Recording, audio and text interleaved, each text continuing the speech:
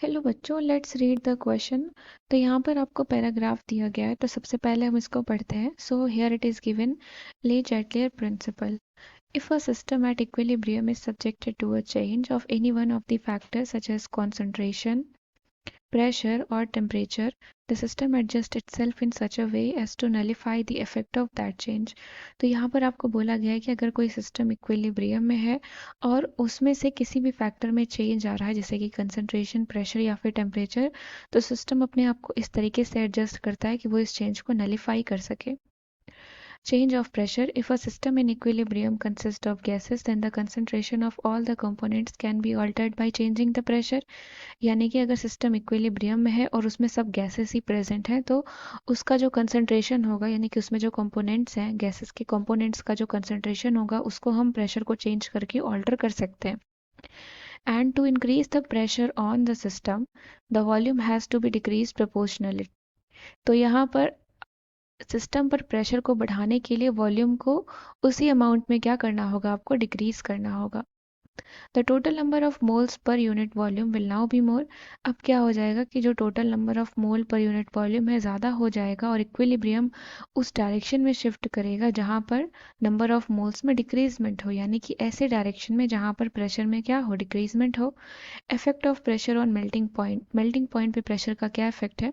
तो दो तरीके के सॉलिड होते हैं। ऐसा सॉलिड जिसका वॉल्यूम मेल्ट करने पर डिक्रीज करता है, जैसे कि diamond, core, Carborundum, magnesium nitride and quartz. यानी कि सॉलिड अगर हायर वॉल्यूम में है तो लिक्विड हमारा लोअर वॉल्यूम में चला जाता है, यानी कि डिक्रीज हो जाता है मेल्ट करने पर। तो ये जो मेल्टिंग का प्रोसेस है, इसको हाई प्रेशर पे हम अचीव करते हैं, और हाई प्रेशर जब रहता है तो मेल्टिंग पॉइंट को हम कम कर सकते हैं। अब ऐसा सॉलिड जिसका वॉल्यूम इंक्रीज करता है ऑन मेल्टिंग, जैसे कि iron, copper, silver, gold etc., तो इस केस में जो मेल्टिंग होती है वो हाई प्रेशर पे डिफिकल्ट हो जाती है, तो मेल्टिंग पॉइंट हमारी क्या हो जाती है, हाई हो जाती है। Solubility of substances. When solid substances are dissolved in water, either heat is evolved or heat is absorbed. तो solid substances जब water में dissolve होते हैं तो या तो heat evolve होती है या तो heat absorb होती है। तो जब heat absorb होती है, ऐसे cases में solubility increase करती है temperature के increase करने के साथ। अब हम एक ऐसा केस कंसिडर करते हैं जहाँ पर अगर KOH है, मान लेते हैं, तो ऐसे केस में ये डिसॉल्व हो रहा है और हीट इवॉल्व हो रही है। तो जब हीट इवॉल्व हो रही है तो इसमें सॉल्युबिलिटी डिक्रीज करती है टेम्परेचर के इंक्रीज करने के साथ। And now solubility of gases in liquid. When a gas dissolves in liquid there is decrease in volume. तो जब गैस हमारा लिक्विड में डिसॉल्व होता है तो वॉल्यूम में डिक्रीजमेंट आती है। तो इंक्रीज इन प्रेशर जो होगा वो क्या करेगा, फेवर करेगा dissolution of gas in liquid. So now let's move to the question, and the question says that gold solid on equilibrium with a gold liquid above equilibrium is favored at। तो ये वाला equilibrium हमारा कौन सी condition में favour होता है, तो इसके लिए हम यहाँ पर की कॉन्सेप्ट मेंशन करेंगे। So here the key concept is, तो ले चैटलियर प्रिंसिपल के अकॉर्डिंग क्या होता है, अकॉर्डिंग टू ले चैटलियर प्रिंसिपल, ले Chatelier principle, if the reaction is endothermic, if the reaction is endothermic, अगर रिएक्शन एंडोथर्मिक है, solubility increases, solubility increases with increase in temperature, with increase in temperature। तो हम देखते हैं क्या दिया गया है।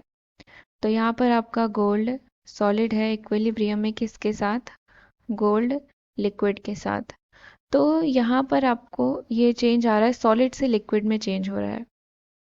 तो जब ये सॉलिड से लिक्विड में चेंज हो रहा है तो इसका मतलब क्या होगा, सॉलिड को कोई हीट चाहिए होगी तभी ये लिक्विड में जाके चेंज होगा। यानी कि if we provide heat then it will convert into liquid. If we provide heat to solid substance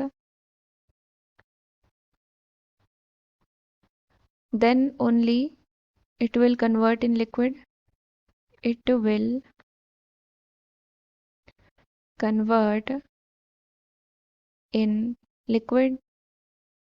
तो यहाँ पर आपको दिया गया है ये गोल्ड है, तो इसमें हम क्या करेंगे, जब हीट यहाँ पर देंगे इसको तब ये किस में कन्वर्ट हो जाएगा, लिक्विड में। तो यहाँ से हम क्या देख रहे हैं, ये रिएक्शन कैसी है, आपकी एंडोथर्मिक रिएक्शन है। This is endothermic reaction. Heat absorb हो रही है क्योंकि यहाँ पर एंडोथर्मिक रिएक्शन है। और जब ये एंडोथर्मिक रिएक्शन है तो ले चैडलियर प्रिंसिपल के अकॉर्डिंग, अकॉर्डिंग टू ले चैडलियर प्रिंसिपल, ले चैडलियर प्रिंसिपल फॉर एंडोथर्मिक रिएक्शन क्या होता है हमारा, कि जब हम टेम्परेचर को बढ़ाते हैं, if we increase the temperature, if we increase the temperature, तो रिएक्शन किस डायरेक्शन में फेवर होती है, फॉरवर्ड डायरेक्शन में। Reaction is favoured in forward direction, तो रिएक्शन हमारी फॉरवर्ड डायरेक्शन में फेवर होती है। नाउ अब अगर हम क्या करें, if we decrease the temperature, temperature decrease कर दें अगर, decrease the temperature, reaction is favored in backward direction, reaction is favored in backward direction। तो हम यहाँ पर क्या कर रहे हैं कि सॉलिड से लिक्विड में अचीव कर रहे हैं, तो यानी कि हमें चाहिए कि रिएक्शन हमारे पास ऐसी कंडीशन हो जो उसको फॉरवर्ड डायरेक्शन में क्या करे, फेवर करे। तो फॉरवर्ड डायरेक्शन में फेवर करने के लिए जो हमारी कंडीशन है वो कौन सी है, टेम्परेचर को इंक्रीज करने की। यानी कि अगर हम टेम्परेचर को इंक्रीज कर रहे हैं तो रिएक्शन फॉरवर्ड डायरेक्शन में जा रही है, यानी कि at high temperature, at high temperature. अब हम प्रेशर की यहाँ पर बात कर लेते हैं। तो सिंस हम यहाँ पर क्या कर रहे हैं, टेम्परेचर बढ़ा रहे हैं और हमारा क्या हो रहा है, रिएक्शन फॉरवर्ड डायरेक्शन में शिफ्ट हो रहा है, मेल्ट हो रहा है, सॉलिड से लिक्विड में जा रहा है, मेल्ट हो रहा है। तो मेल्ट होने के बाद क्या होता है, वॉल्यूम जो होती है मेटल की वो इंक्रीज करती है, और वॉल्यूम इंक्रीज कर रही है since the metal is melting, volume increases, volume क्या करेगा, इंक्रीज करेगा, और वॉल्यूम इंक्रीज करेगा तो प्रेशर क्या होगा। So we know that, we know that pressure is inversely proportional to volume. जब वॉल्यूम हमारा डिक्रीज करेगा तो प्रेशर इंक्रीज करेगा, सिमिलरली वॉल्यूम इंक्रीज करेगा तो प्रेशर क्या करेगा, डिक्रीज करेगा। So therefore at low pressure reaction is favored in forward direction, favored in forward direction। तो यानी कि हमारे पास दो कंडीशन आ गई, पहली क्या आ गई, हाई टेम्परेचर, हाई